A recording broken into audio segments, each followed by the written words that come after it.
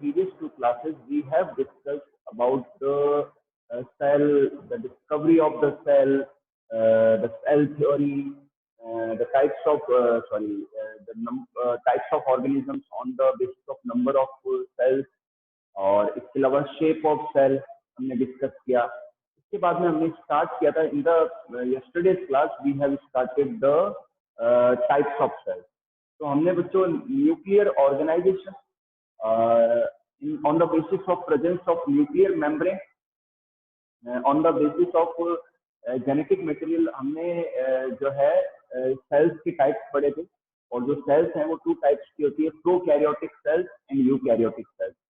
बच्चों जो prokaryotic cells हैं उनमें प्रिमिटिव न्यूक्लियस पाया जाता है, यानी कि जो न्यूक्लियर मेम्ब्रेन है वो एब्सेंट होती है, जेनेटिक मटेरियल न्यूक्लियर मेम्ब्रेन के द्वारा सराउंडेड नहीं होता है, और इसके अलावा जो मेम्ब्रेन बाउंड सेल ऑर्गेनेलीज हैं वो भी एब्सेंट होते हैं। आगे बात समझ में। फिर हमने स्टार्ट किया था यूकैरियोटिक सेल्स।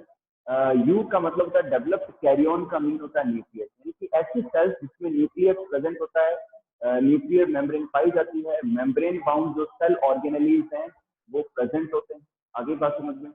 तो ऐसी सेल्स को यूकैरियोटिक सेल्स कहते हैं। तो एक प्रोटिस्ट की सेल, एक फंगाई की cell, plant cell, animal cell, all are the examples of eukaryotic cells. तो हमने बच्चों प्लांट सेल डिस्कस कर लिया था। Today we are going to discuss the animal cell. तो बच्चों आप सभी को मैंने पहले कह रखा है कि प्लीज आप बायो की क्लास में एक रफ नोटबुक साथ में जरूर रखें, कि जहाँ भी जो डायग्राम्स आते हैं वो आप साथ साथ में ड्रॉ करें, और इससे आपकी जो प्रैक्टिस होगी, लर्निंग होगी।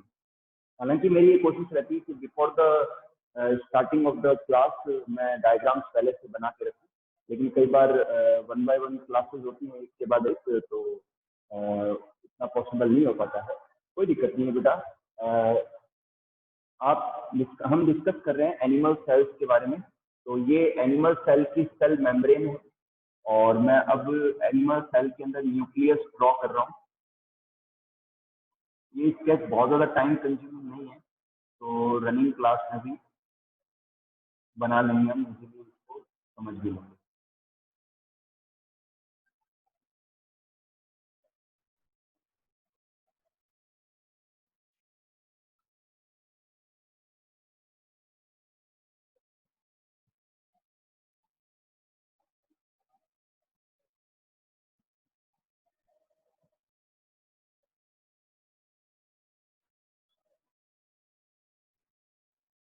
ये बच्चे मैं एंडोप्लाज्मिक रेटिकुलम बना रहा हूँ।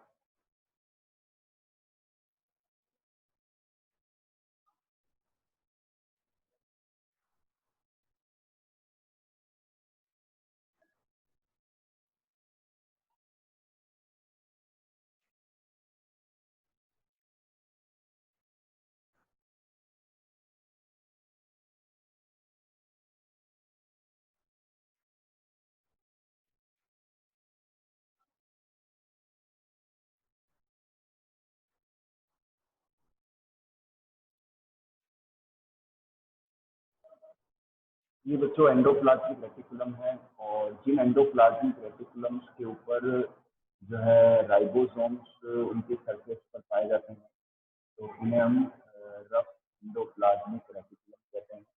और जिनके ऊपर राइबोसोम्स नहीं पाए जाते उन्हें हम स्मूथ एंडोप्लाज्मिक रेटिकुलम कहते हैं। और ये गोल्जी बॉडीज हैं बेटा, गोल्जी बॉडीज हैं। और मैं माइटोकॉन्ड्रिया भी ड्रॉ कर देता हूँ। माइटोकॉन्ड्रिया जो है power house of the cell कहलाता है, जिसको हम बाद में डिस्कस करेंगे। तो बारी बारी से सेल को समझने के बाद में 1 बाय 1 करके जो है सभी सेल ऑर्गेनिज को भी डिस्कस करेंगे। तो अभी करंट टॉपिक अपना जो चल रहा है वो है एनिमल सेल। जो एनिमल सेल है ये न्यूक्लियस टाइप के राइबोसोम्स हो गए। ये बच्चों कुछ माइक्रोट्यूब्यूल्स हैं, ये कुछ माइक्रोट्यूब्यूल्स हैं, ये सेंट्रोसोम्स हैं, और ये लाइसोसोम्स हैं, और ये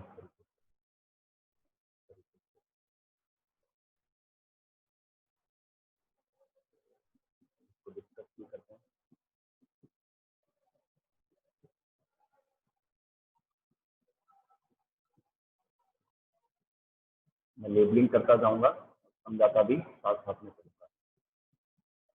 तो बच्चों this is the sketch of an animal cell. इसके अंदर ये जो फिंगर लाइक जो स्ट्रक्चर्स नजर आ रही हैं इन्हें हम माइक्रोविलाई कहते हैं। These are the microvilli. और ये बच्चों सेल वॉल एब्सेंट होती है, ये सेल मेम्ब्रेन है, एनिमल सेल की सेल मेम्ब्रेन है ये सेल मेम्ब्रेन है। इसके अलावा बच्चों ये जो स्ट्रक्चर्स हैं इन्हें हम गोल्जी बॉडीज कहते हैं।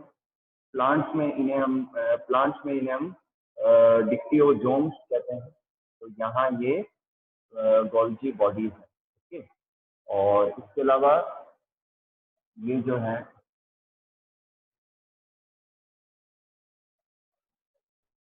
ये रफ एंडोप्लाज्मिक रेटिकुलम है, रफ ईआर है। और ये हो गया न्यूक्लियोलस।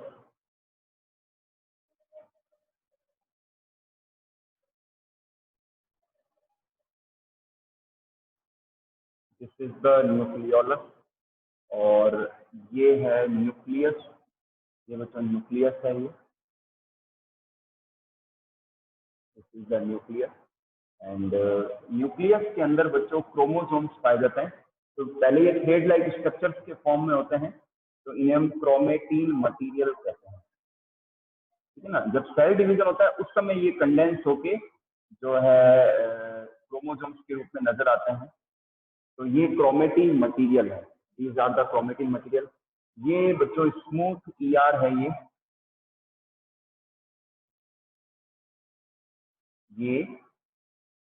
स्मूथ ईआर है। Okay, these are the smooth ER. और ये जो है सेंट्रोसोम्स है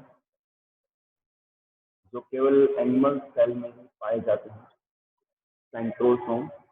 और ये है माइक्रोट्यूब्यूल, माइक्रोट्यूब्यूल। ओके, तो ये माइक्रोट्यूब्यूल्स हैं। एंड ये लाइसोसोम्स हैं, लाइसोसोम्स। और ये एटीएस राइबोसोम, एटीएस राइबोसोम्स। और ये माइटोकॉन्ड्रिया,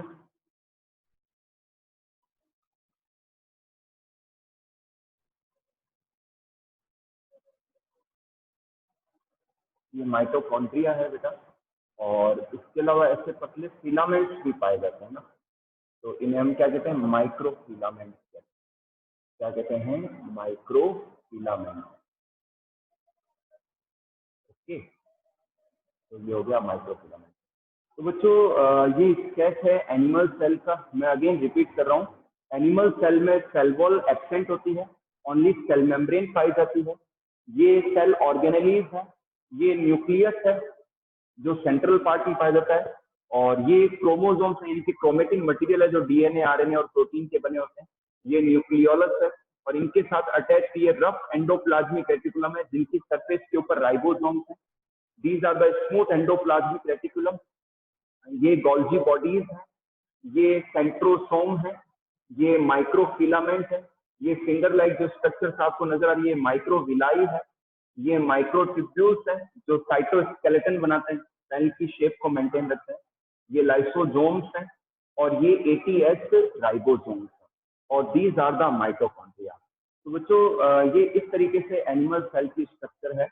और एनिमल सेल एक यूकैरियोटिक सेल है। तो मैं आशा करता हूँ कि आपको ये समझ में आया होगा। अब हम डिस्कस करेंगे प्लांट सेल और एनिमल सेल के डिफरेंसेस के बारे में। बहुत ही सिंपल है, कल और आज जो आपने प्लांट और एनिमल सेल डिस्कस की है उसको अपन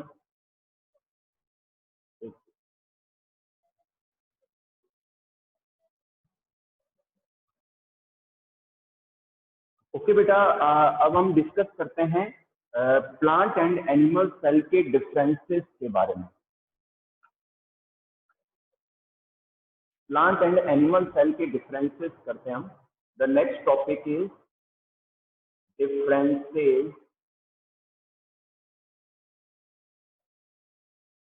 between plant cell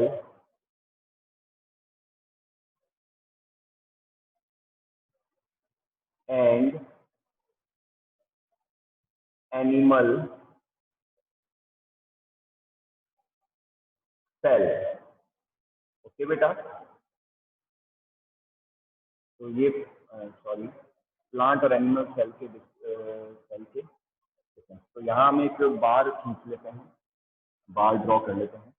इधर मैं लिख रहा हूँ प्लांट सेल और इधर मैं लिख रहा हूँ एनिमल सेल।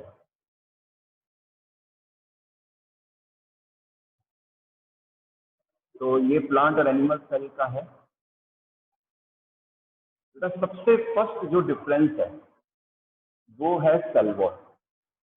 बच्चों जो प्लांट सेल है उनके अंदर सेल वॉल प्रेजेंट होती है। प्लांट सेल के अंदर जो सेल वॉल है वो प्रेजेंट होती है और इसके अंदर जो सेल वॉल है वो एब्सेंट होती है। सेल वॉल प्रेजेंट होती है और एनिमल सेल के अंदर सेल वॉल एब्सेंट होती है। आधी बात समझ में। सेकंड जो डिफरेंस लेते हैं कि प्लांट सेल के अंदर क्लोरोप्लास्ट या प्लास्टिड, क्लोरोप्लास्ट कह सकते हैं, ये प्लास्टिड का ही टाइप है क्लोरोप्लास्ट। क्लोरोप्लास्ट प्रेजेंट होते हैं और अपन प्लास्टिड्स भी कह सकते हैं कि प्लास्टिड्स जो होते हैं वो प्रेजेंट होते हैं प्लांट सेल के अंदर, प्लांट के अंदर, या क्लोरोप्लास्ट क्या हो तो ज्यादा बेटर रहेगा, और इनमें एब्सेंट होते हैं। क्लोरोप्लास्ट इनमें क्या होते हैं, एब्सेंट होते हैं। थर्ड लेते हैं हम।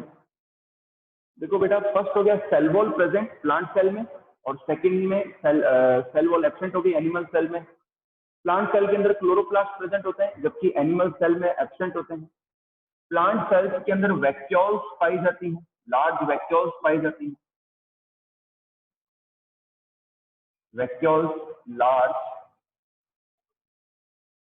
प्रेजेंट। जबकि बच्चों एनिमल सेल के अंदर वैक्यूल्स एब्सेंट होती हैं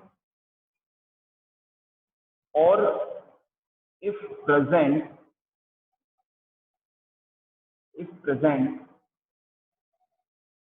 स्मॉल इन साइज, बहुत ही ज्यादा छोटी वैक्यूल्स होती है। आगे बात समझ में।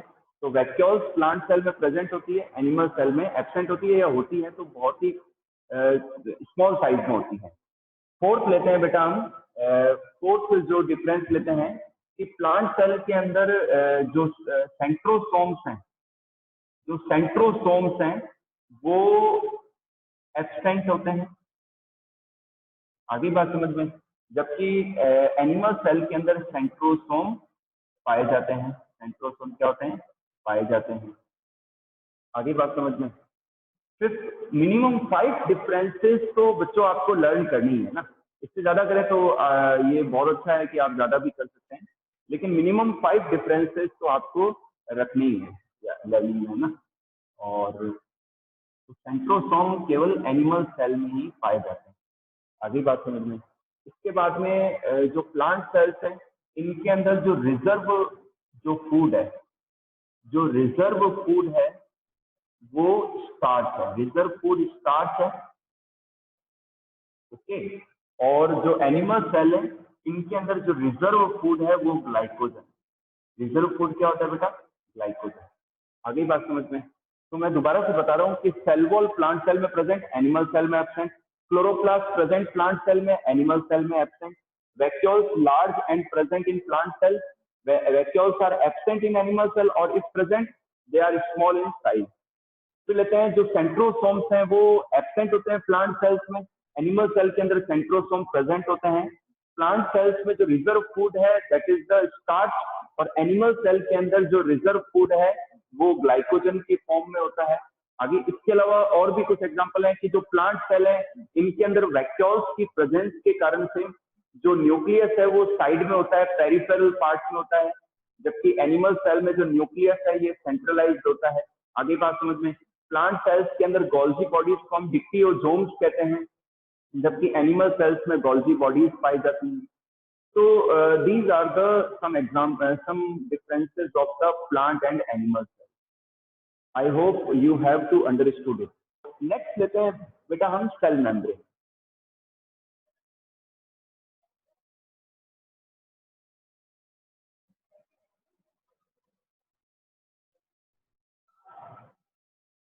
The next topic is cell membrane.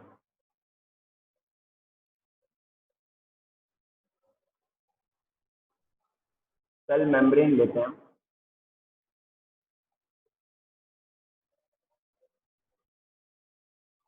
बच्चों जो सेल मेम्ब्रेन होती है वो mostly lipid, phosphate and protein की बनी होती है। जो सेल मेम्ब्रेन होती है वो फॉस्फोलिपिड एंड प्रोटीन की बनी होती है। आगे बात समझ में, ये फ्लेक्सिबल होती है, ये सेमी परमिएबल होती है, ये सेलेक्टिव सब्सटेंसेस को अलाउ करती है for the movement. Selective substances को ये अलाउ करती है मूवमेंट के लिए। आगे बात समझ में। तो इस तरीके से तो फ्लेक्सिबल, सेलेक्टिवली परमिएबल और सेमी परमिएबल और थिन मेम्ब्रेन होती है। और जो सेल मेम्ब्रेन होती है ये साइटोप्लाज्म को सराउंड करती है, साइटोप्लाज्म को इंटैक्ट रखती है और उसको एक कवरिंग प्रोवाइड कराती है और सेल की शेप को मेंटेन रखती है। आगे बात समझ में। बच्चों सेल मेम्ब्रेन के मॉडल को, सेल मेम्ब्रेन की स्ट्रक्चर को समझाने के लिए time to time different scientist ने अपने अपने मॉडल्स दिए, अपने अपने थ्योरीज दी। आगे बात समझ में। तो बच्चों जो सबसे बेस्ट, जो सबसे ज्यादा परफेक्ट और सबसे ज्यादा जो स्टडी किया जाने वाला जो मॉडल है उसको हम डिस्कस करेंगे, सेल मेम्ब्रेन के मॉडल को। ओके, तो सेल मेम्ब्रेन का मॉडल जो हम डिस्कस करते हैं उसका नाम है fluid fluid mosaic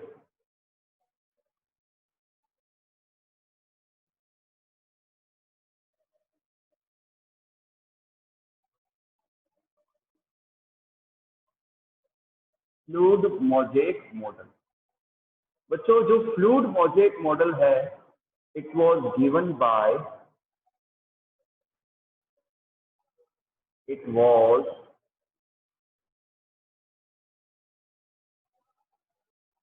given by singer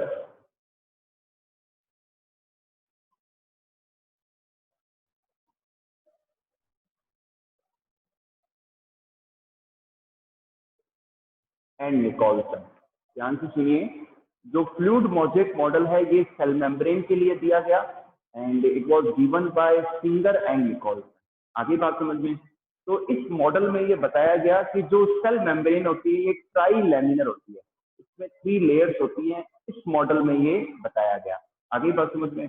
और जो सेल मेम्ब्रेन होती है वो फॉस्फोलिपिड की एंड प्रोटीन की बनी होती है। तो बच्चों मैं यहाँ पर स्केच ड्रॉ कर रहा हूँ।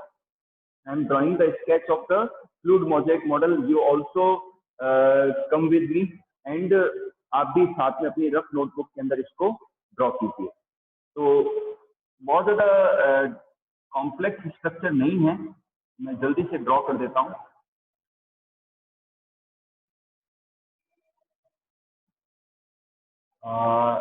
ये इस तरीके से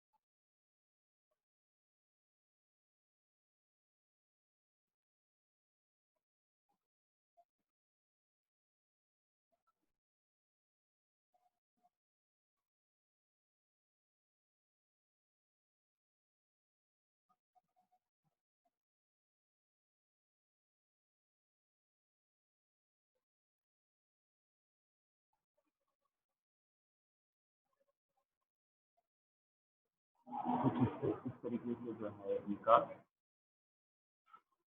फॉस्फोलिपिड की बाई लेयर।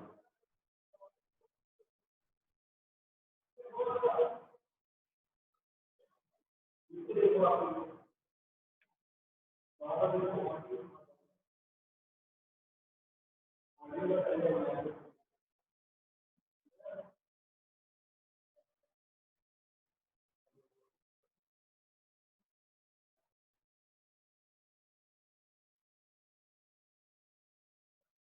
बच्चों एट फर्स्ट मैंने फॉस्फोलिपिड की बाई लेयर ड्रॉ की है। इसके बाद में इनके बीच बीच में प्रोटीन के ग्लोब्यूल्स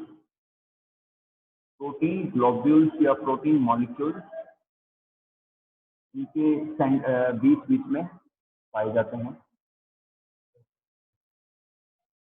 और इसके अलावा ये बाहरी प्रोटीन ग्लोब्यूल है, ये बाहर की ओर होते हैं एट द आउटर पार्ट, ये हो गया। और इसके अलावा अंदर की इनर लेयर भी पाई जाती है इनके अंदर। और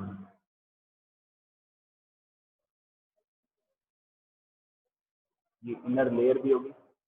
अब देखिए बच्चों, this is the sketch of A fluid mosaic model. इसमें बताया गया, सिंगर एंड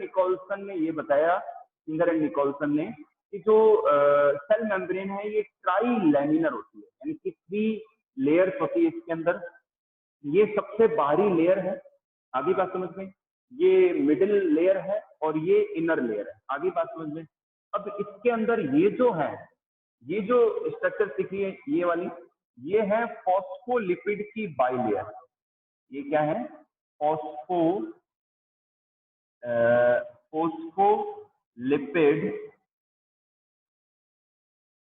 बाई लेयर। ये फॉस्फोलिपिड की बाई लेयर है। और ये जो है ना, ये एक्सट्रिंसिक या एक्सटर्नल कह सकते हैं आप, ये एक्सटर्नल लेयर है। और इनकी जो प्रोटीन है इनको हम एक्सट्रिंसिक प्रोटीन, ठीक है, बाहर की जो प्रोटीन की लेयर है, तो इन प्रोटीन ग्लोब्यूल्स को हम एक्सटर्नल या एक्सट्रिंसिक प्रोटीन कहते हैं, आगे बात समझ में। और ये जो फॉस्फोलिपिड की बाई लेयर है, इनके बीच बीच में ये जो ग्लोब्यूल्स हैं इन्हें हम कहते हैं इंट्रिंसिक। इन्हें बेटा हम क्या कहते हैं? इंट्रिंसिक प्रोटीन या इंटेग्रल प्रोटीन कहते हैं। इंट्रिंसिक प्रोटीन, जो बीच बीच की जो प्रोटीन ग्लोब्यूल हैं, these are the integral protein और इंट्रिंसिक प्रोटीन। और बेटा ये भी एक्सट्रिंसिक प्रोटीन है, लेकिन ये इनर लेयर की, जो अंदर की तरफ लेयर है सेल मेम्ब्रेन के अंदर, तो उसकी एक्सट्रिंसिक प्रोटीन हो गई ये। और ये जो पार्ट है फॉस्फोलिपिड के अंदर, ये जो पार्ट है इसे हम कहते हैं हाइड्रोफिलिक हेड। हाइड्रो, क्योंकि ये वाटर के साथ में एफिनिटी शो करता है, hydrophilic head. And this shows the, ये कोई एफिनिटी शो नहीं करता। जो टेल पार्ट है ना, इसे हम कहते हैं हाइड्रोफोबिक टेल।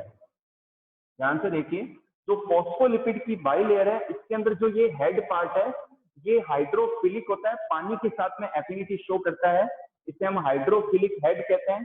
और ये जो इनकी टेल है, इन टेल को हम कहते हैं हाइड्रोफोबिक टेल। तो ये इस तरीके से जो है सेल मेम्ब्रेन का मॉडल है फ्लूइड मोजेक मॉडल। आगे बात समझ में। तो बेटा आप एक बार देख लीजिए इसको, ये इस तरीके से इनका मॉडल है। ये पेरिफेरल लेयर एक्सट्रिंसिक प्रोटीन, ये मिडिल लेयर जिसमें फॉस्फोलिपिड की बाई लेयर है, ये इंटेग्रल या इंट्रिंसिक प्रोटीन है। और ये एक्सटर्नल या एक्सट्रिंसिक प्रोटीन है इनर लेयर। अंडरस्टूड। अब मैं नेक्स्ट टॉपिक पर चल रहा हूं, सेल वॉल।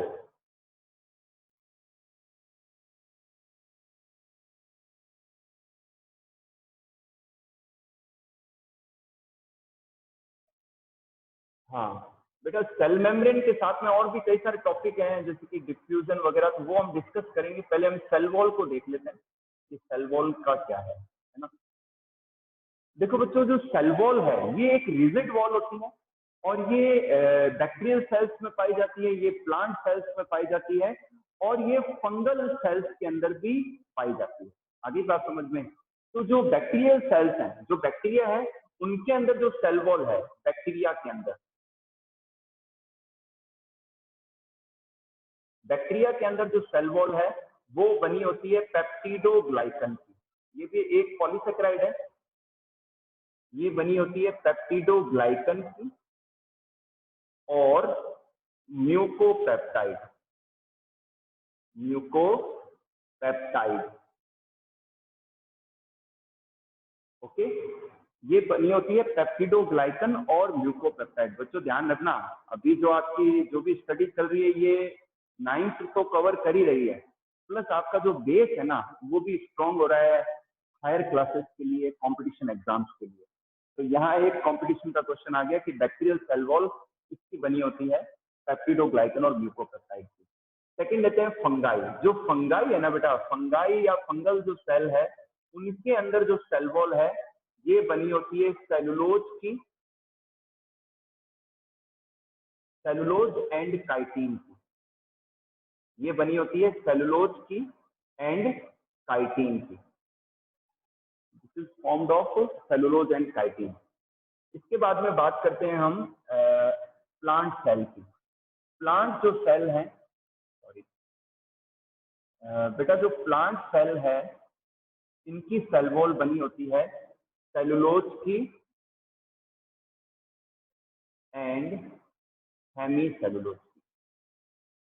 प्लांट की जो सेल वॉल है ये बनी होती है सेलुलोज की एंड हेमी सेलुलोज की। अंडरस्टूड?